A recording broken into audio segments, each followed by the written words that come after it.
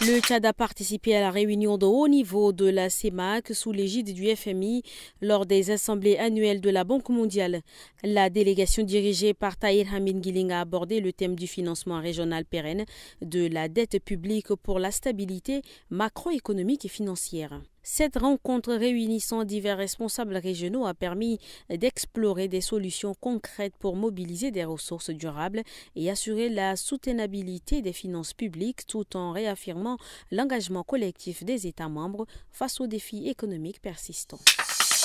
Selon les informations rapportées par la radio Dia FM, 4 personnes accusées de lynchage de présumés enleveurs de sexe ont été mises sous mandat de dépôt ce 22 avril pour trouble à l'ordre public.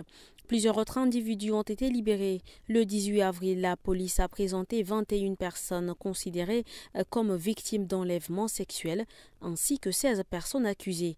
D'après les témoignages et les constatations effectuées, aucune preuve n'a pu être établie concernant ces allégations.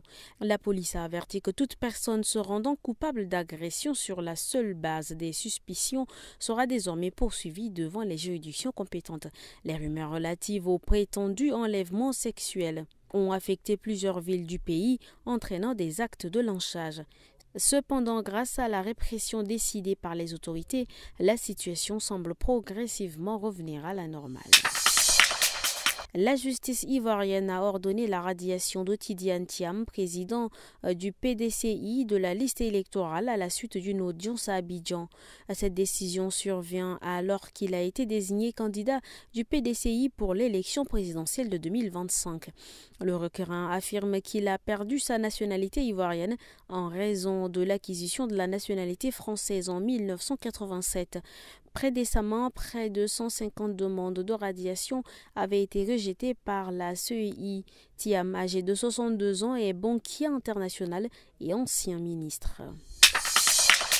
Le ministre de l'Éducation nationale, Dr Aboubacar Siddiq Choroma, a tenu une réunion le 22 avril 2025 avec les recteurs d'académie pour discuter de la refonte du système éducatif. L'objectif principal est de renforcer la collaboration entre le ministère et les académies provinciales en clarifiant les modalités de transfert de compétences et en sécurisant la gestion des ressources humaines.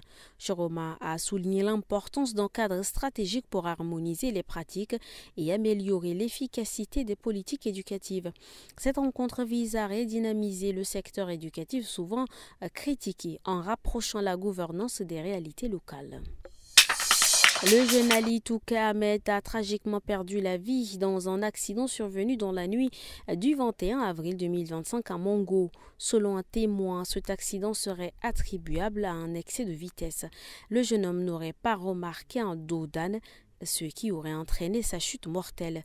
Le corps de la victime a été transféré à la morgue de l'hôpital central de Mongo.